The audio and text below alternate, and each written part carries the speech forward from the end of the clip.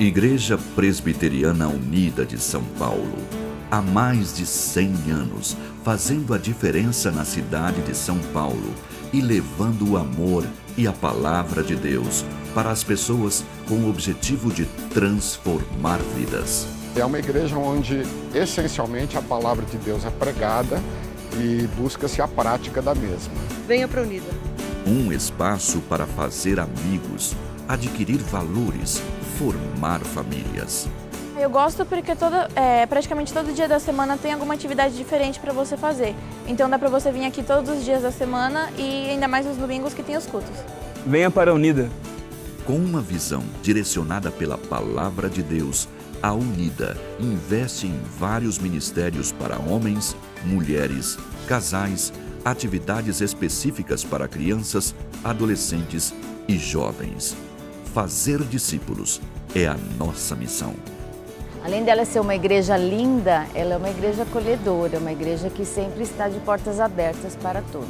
Venha pra Unida! Venha fazer parte da família da Unida.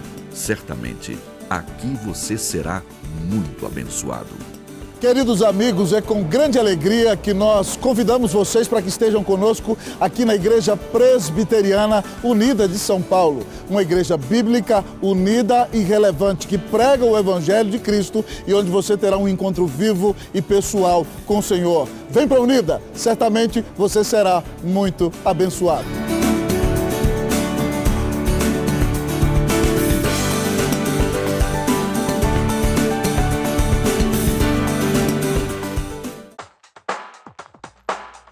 A APECOM e a Igreja Presbiteriana Unida de São Paulo apresentam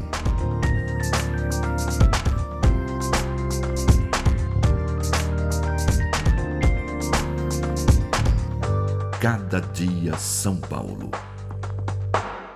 Agora eu convido a igreja que se coloque de pé, nós vamos ler Gênesis 12, de 1 a 3. Gênesis 12, de 1 a 3. Assim diz a santa palavra do Senhor. Leiamos todos juntos. Ora, disse o Senhor a Abrão: sai da tua terra, da tua parentela e da casa de teu pai, e vai para a terra que te mostrarei. De ti farei uma grande nação, e te abençoarei, e te engrandecerei o nome. Sê tu uma bênção. Abençoarei os que te abençoarem, e amaldiçoarei os que te amaldiçoarem. Em ti serão benditas todas as famílias da terra. O meu coração te ofereço, ó Senhor, pronta e sinceramente. Esse é o lema, amados irmãos, que está no brasão de João Calvino, em cujas mãos está um coração que está disposto a entregar-se totalmente ao Senhor. O meu coração te ofereço, ó Senhor, pronta e sinceramente. Só pode adotar esse lema como lema de sua vida alguém que está disposto a deixar de viver para si, para verdadeiramente viver para a glória de Deus. Só pode oferecer o coração a Deus pronta e sinceramente aquele que tem consciência do chamado de Deus para a sua vida. Nesse texto, irmãos, nós encontramos o patriarca Abrão, sendo chamado por Deus, amados irmãos, para formar um povo por meio do qual viria o Messias para salvar os eleitos de todas as nações da terra. Deus tem um chamado maravilhoso a Abrão, e aqui ele se torna não somente o pai do povo judeu, mas ele se torna o pai da fé de todos aqueles que cremos em Jesus.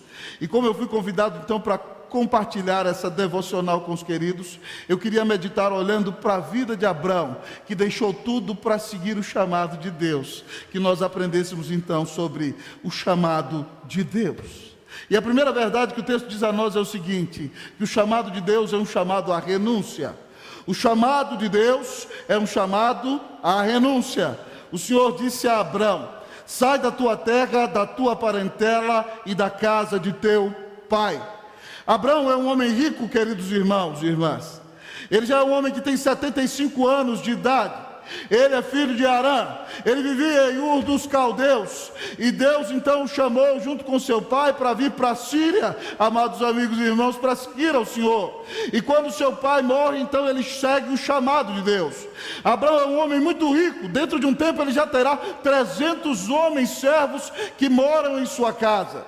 E ele então cresce em Ur dos Caldeus, que era uma cidade cosmopolita do mundo antigo, era uma cidade próspera, era a cidade onde estava a grande Babilônia. E Deus o chama para peregrinar, amados irmãos e irmãs, naquela região da Palestina, uma região que era uma região pobre e que não se comparava à região a qual ele vivia. E o Senhor diz para ele: sai da tua terra, da tua parentela, da casa de teu pai. Imagine se o Senhor, ele fez isso com esses formandos, mas diz a você: eu quero que você abra mão de tudo que é precioso para você. Saia da sua terra. Não baste a sua terra, a sua parentela, os seus amigos, os seus parentes, aqueles com os quais você cresceu. Mas mais do que isso, saia da casa de teu pai. Você precisa renunciar tudo para me seguir e fazer a minha vontade. Esses missionários que estão aqui já renunciaram muita coisa, mas o que eles não podem esquecer é que a renúncia foi só o começo. Toda vida no chamado é uma vida de renúncia.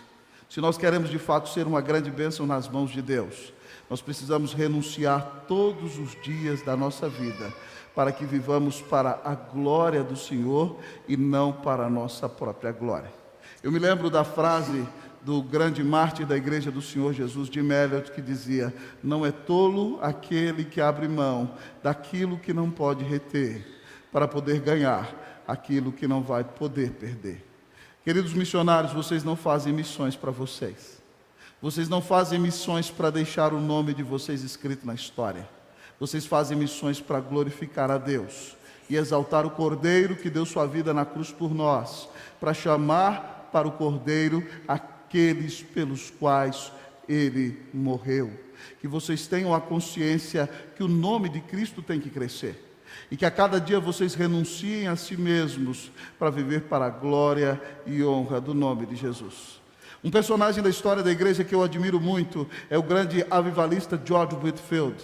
Ele foi um dos homens que foi reconhecido como um dos maiores pregadores da história da igreja. Num tempo em que a Inglaterra vivia em crise, Deus o levantou com seus amigos, os irmãos Wesley, e eles começaram a pregar, e centenas e milhares de pessoas começaram a se converter. George Whitefield pregava na praça, irmãos, para 10, 20, 30 mil, 40 mil pessoas. Um historiador disse que ele foi usado para unificar as 13 colônias inglesas na América do Norte. Benjamin Franklin, da nota de $100, o admirava. David Hume, que não era cristão e era o pai do deísmo, corria para ouvi-lo pregar. Ele foi um dos pregadores mais ungidos, mais diretos, que pregava o evangelho com muita clareza. E quando ele foi para os Estados Unidos, John Wesley, que não tinha a mesma teologia que nós temos, assumiu a liderança do avivamento. E quando George Whitefield estava para voltar, John Wesley mandou publicar num jornal na cidade de Londres, dizendo que Whitefield era um dos maiores pregadores da história da igreja, mas ele cria numa doutrina de demônios, que era a doutrina da predestinação. E George Whitefield escreveu uma carta para ele dizendo da América: meu bom amigo, não entremos em controvérsia, nós não podemos dividir o evangelho. Mas a situação já estava feita, amado amigo e irmão. Quando Whitefield voltou para Londres, ele, que era o grande pregador, foi apedrejado por algumas pessoas, outros jogaram tomate nele, e de repente os discípulos dele olharam para ele e disseram o seguinte: mestre, tu és um dos maiores pregadores da história da igreja, tu não podes aceitar que este homem tome a liderança da missão e a liderança do avivamento. Levanta-te e confronta esse homem. E o que George Whitefield disse, irmãos, marca meu coração, e eu espero que marque a vida de vocês. Ele disse o seguinte: morra para sempre o nome de George Whitefield, viva para sempre o nome de Jesus Cristo. Morra para sempre o nome de George Whitefield, viva para sempre o nome de Jesus Cristo. Eu quero ser o servo de todos. Seguir o chamado de Deus é morrer para si todos os dias, irmãos. É renunciar ao mundo, é renunciar ao pecado, é renunciar à soberba, é renunciar ao orgulho, é renunciar à sua própria glória, é estar disposto a dar a vida por amor daquele que deu a vida na cruz por vocês. Que não haja limites para renunciar, e que vocês saibam que estão fazendo tudo o que estão fazendo porque amam a Jesus, e o sacrifício dele vale a pena dar a vida pelo Senhor. O chamado de Deus é um chamado à renúncia. Que tal como esses missionários que já estão renunciando, você que aqui está, esteja disposto a abrir mão da sua comodidade, esteja disposto a abrir mão da glória nesse mundo, esteja disposto a abrir mão de falsos deuses que dominam o seu coração, e que você viva de fato para Jesus, porque nunca ninguém te amou como esse Salvador maravilhoso que deu a vida na cruz para pagar os teus pecados. Que nós renunciamos tudo por amor do nome do Senhor. Mas o chamado de Deus não é só um chamado à renúncia. Eu tenho que ser breve, por isso quero ser objetivo e sucinto. Ele é um chamado à confiança. O chamado de Deus não é só um chamado à renúncia, é um chamado à confiança. Deus faz várias promessas para Abraão quando chama. Deus diz para ele: sai da tua terra, da tua parentela, da casa de teu pai, vai para o lugar que eu te mostrarei. Quando você abre mão, amado irmão, da sua vida e do seu projeto pessoal, para submeter a sua vida ao senhorio de Cristo, o Senhor promete dirigir a sua vida. Mas Deus também promete mais a Abraão. Ele promete que não só vai conduzi-lo, mas Deus diz a ele que faria dele uma grande nação. E Deus cumpriu essa promessa. Não só uma nação, mas mais de uma nação nasceram de Abraão. Deus disse: eu te abençoarei, eu te engrandecerei o nome. Ele chama Abraão, Deus muda o nome dele para Abraão. Abraão é pai exaltado, Abraão é pai de uma grande multidão. E Deus cumpriu a sua promessa. Mas Deus diz mais a ele, queridos irmãos e irmãs, Deus diz a ele: eu vou abençoar quem abençoar você, e vou amaldiçoar quem te amaldiçoar. Em ti serão benditas todas as famílias da terra. Essas promessas foram cumpridas na vida de Abraão. Quem tentou fazer mal a Abraão e tomar sua esposa foi amaldiçoado, mas quem abençoou Abraão, amado irmão, foi abençoado. Mas a grande promessa que Deus faz a Abraão aqui é a seguinte: que ele mandaria o Salvador do mundo na casa de Abraão. Ele diz aqui o seguinte: em ti serão benditas todas as famílias da terra. Amados irmãos e irmãs, nós temos que confiar que Deus cuida de nós.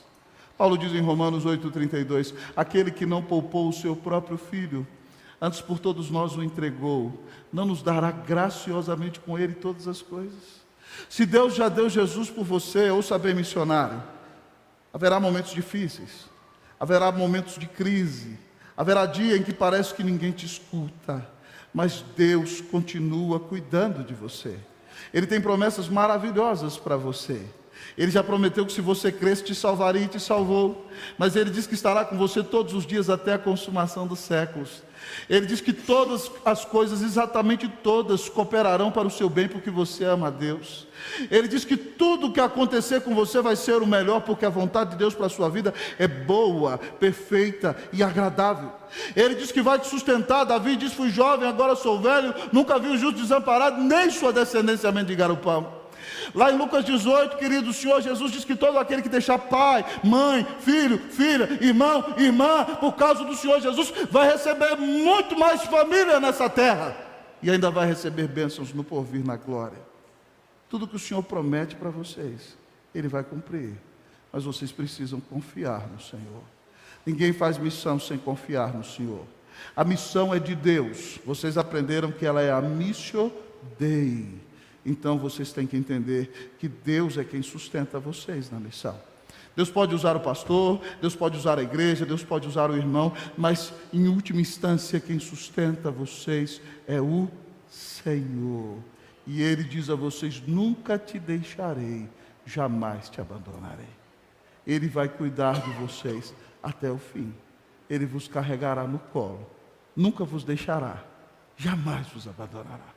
Deus sustenta os seus. Há um grande servo de Deus da história da igreja, George Miller, eu admiro muito. Pastor amado que resolveu não pastorear a igreja, mas cuidar dos órfãos da Inglaterra em Bristol. E ele resolveu fazer isso sem pedir um centavo para ninguém. E Deus usou para abrir um orfanato para meninos e para meninas, e mais de 1000 crianças foram sustentadas por George Miller sem que ele pedisse um centavo sequer a alguém em algum momento de sua vida. Houve um dia no orfanato de George Miller em que as crianças não tinham o que comer no café da manhã. E ele então levantou as crianças às 5 da manhã e fez a oração e as devoções normais, e as crianças sentaram-se na mesa no início da manhã às 7 para orarem pelo café da manhã que o Senhor iria mandar. E ele disse: crianças, vamos orar, porque o Senhor vai mandar o café da manhã. E eles abaixaram a cabeça e oraram e creram. E quando ele terminou de orar, bateram na porta do orfanato. E um homem se achegou a ele e disse: o senhor é George Miller? Ele disse: sou. Aqui é o seu orfanato? É.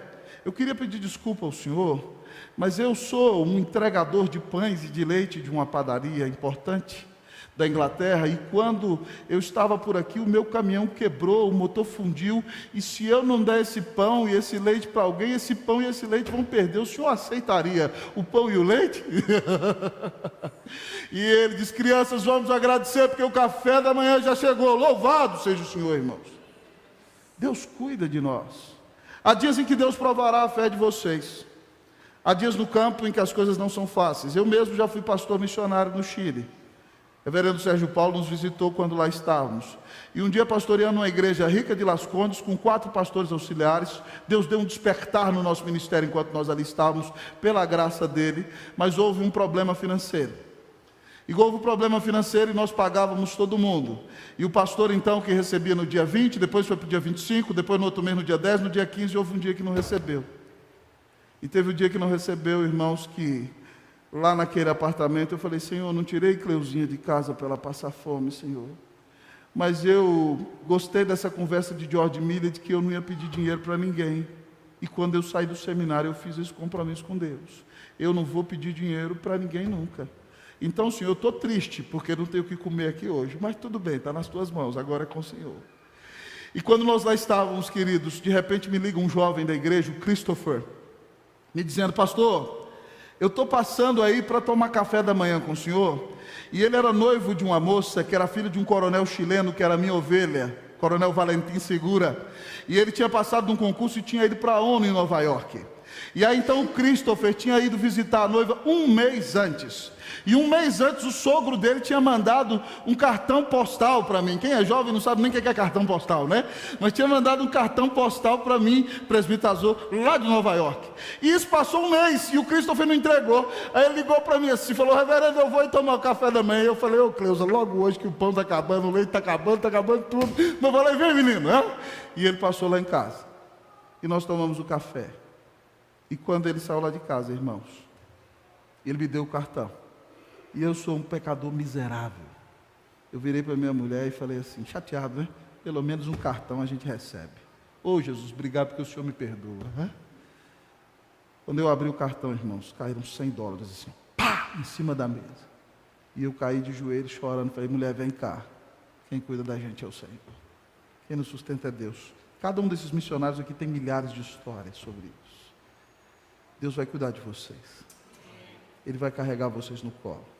Então, quando chegar a hora da prova, não se desesperem. O Senhor está no controle. Ele está provando a fé de vocês. Ele é quem está chamando vocês. Ele é quem vai cuidar de vocês. Creiam nele, confiem nele. Ele diz: nunca vos deixarei, jamais vos abandonarei. O chamado de Deus é um chamado à confiança. Anunciem o Cordeiro que morreu por vocês na cruz.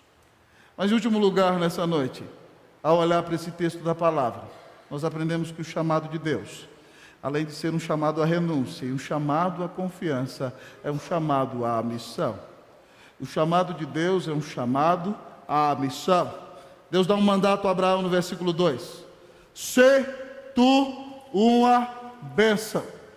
Sê tu uma bênção. O lema da missão de Abraão era missão abençoar. Significa, irmãos, que onde Abraão chegasse, a bênção de Deus tinha que se manifestar. E quando ele sai de Ur, ele sai com esse intuito, porque quando ele chega em um lugar, primeira coisa que ele faz é edificar sua tenda, depois edifica um altar e abre um poço. E onde ele chega então, ele é profeta de Deus, representa Deus, e as pessoas o respeitam como homem de Deus. Mas ele que foi chamado para abençoar, algumas vezes tropeçou. Houve dias em que ele não abençoou sua esposa e a entregou na mão de outros com medo de morrer. Abraão, esse santo varão de Deus, foi escoltado para fora do Egito, porque creu em Deus para abandonar tudo, mas não creu que Deus protegeria a sua vida. E Deus foi tratando o patriarca no caminho, mas no clímax da sua vida, depois que recebe Isaac, que era o desejado do seu coração, lá em cima, amados irmãos, daquele Monte Moriá, ele está disposto a degolar seu filho, porque crê que Deus tem poder de dar seu filho outra vez a ele. Então, amados irmãos, Deus provê um cordeiro que morre no lugar de Isaac. E Abraão é um paradigma para nós de um homem que crê e abençoou o mundo. E ele abençoou o mundo por meio do seu descendente, que é Jesus. Nós, como filhos de Abraão e filhos de Deus, vamos abençoar o mundo pregando o Evangelho a toda criatura. O seu chamado é ser uma bênção.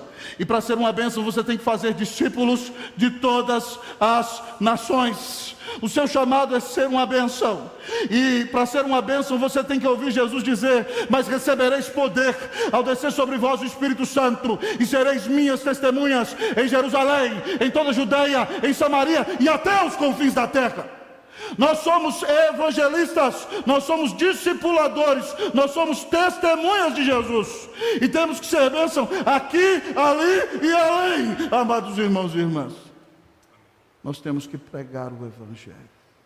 É claro que cada um no seu contexto vai estabelecer as determinadas pontes culturais, vai estudar a cultura, vai entender a melhor maneira de comunicar o Evangelho, estabelecendo a devida ponte de contato.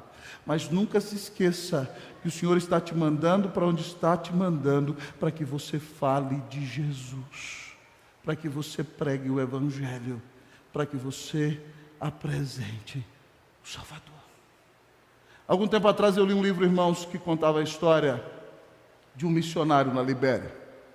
Missionário americano que chegou com todo aparato, vindo do primeiro mundo, abriu uma clínica, abriu uma igreja, e todo o pessoal da Libéria ia na clínica dele e era atendido, mas não iam à igreja. Ele não conseguia estabelecer o contato. E ele levou seus filhos e ficou ali 5, 10 anos, e o filho do missionário cresceu na Libéria. E um dia, quando o missionário estava atendendo na clínica, o seu filho sentiu uma dor profunda no coração. E de um mal súbito, o pai tentou ajudar o menino, e o menino veio a falecer. E naquele dia, então, o pai, quebrantado, tomou o seu filho e o levou para o lugar na tribo onde o menino era sepultado. E aquele missionário que era gelado, impávido, frio, as pessoas nunca o viam sorrir, nem chorar. De repente, então, ele atravessa a tribo com seus filhos nos braços, chorando e dizendo: Senhor, tem compaixão de nós. Tu nos deste o filho, tu o tomaste, bendito seja o teu nome, mas consola o nosso coração. E quando o missionário sepulta aquele filho e volta para a tribo chorando, então os nativos olharam e disseram: ele é como um de nós, ele também tem coração. E naquela noite o missionário marcou um culto, e a igreja estava cheia, e ele pôde fazer alusão que da mesma maneira que ele tinha perdido um filho, e o filho dele era pecador, Deus tinha um filho santo, que morreu para pagar os pecados dos filhos de todos aqueles daquela tribo, e todos aqueles então que crescem em Jesus seriam salvos. E naquele dia, irmãos, dezenas de pessoas creram em Jesus naquela tribo. Deus vai providenciar a hora certa de pregar o Evangelho, mas não se esqueça que você foi chamado para ser uma bênção, e você só será uma bênção quando você anunciar o Evangelho.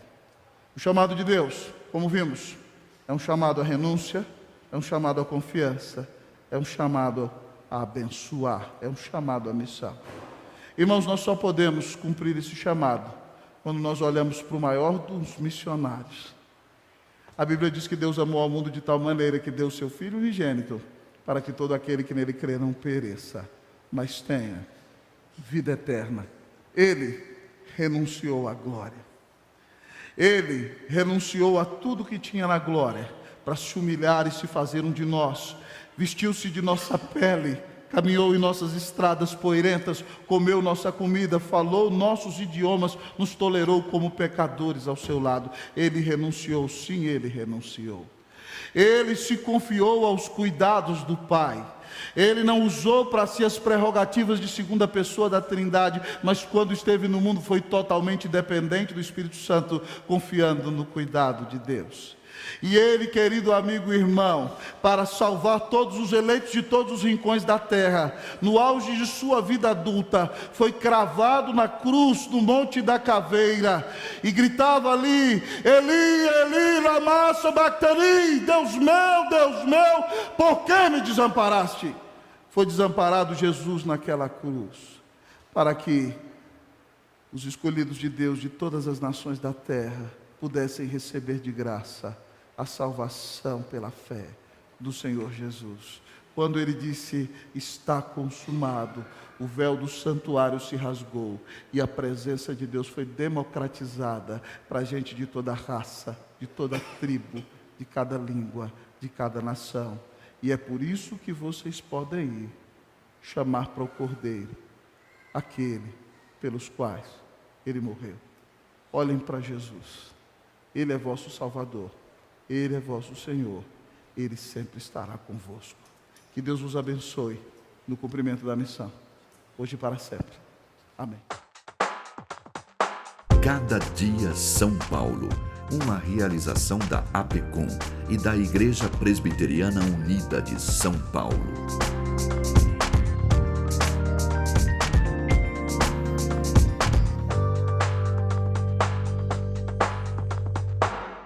O programa Cada Dia São Paulo tem chegado a milhares de lares. E você pode nos ajudar a alcançar muito mais pessoas com a mensagem de Cristo. Seja um parceiro em missão do nosso programa. Deposite sua oferta no Banco do Brasil, agência 1191, dígito 6, conta 37038, dígito X. Agência Presbiteriana de Evangelização e Comunicação. Venha você também ser um parceiro na evangelização do Brasil.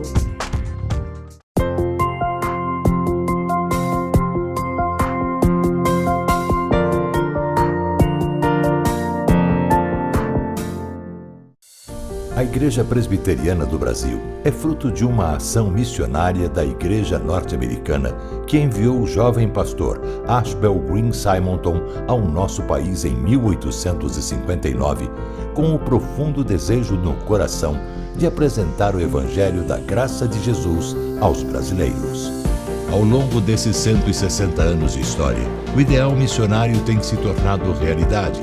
E a partir do seu compromisso com a integridade bíblica em uma perspectiva teológica reformada e com o propósito de fazer a diferença na sociedade, a IPB tem sido um instrumento usado por Deus para alcançar e transformar a vida de milhares de pessoas no Brasil e no mundo.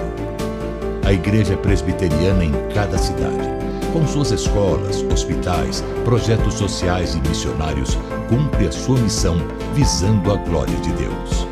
Igreja Presbiteriana, há 160 anos evangelizando o Brasil.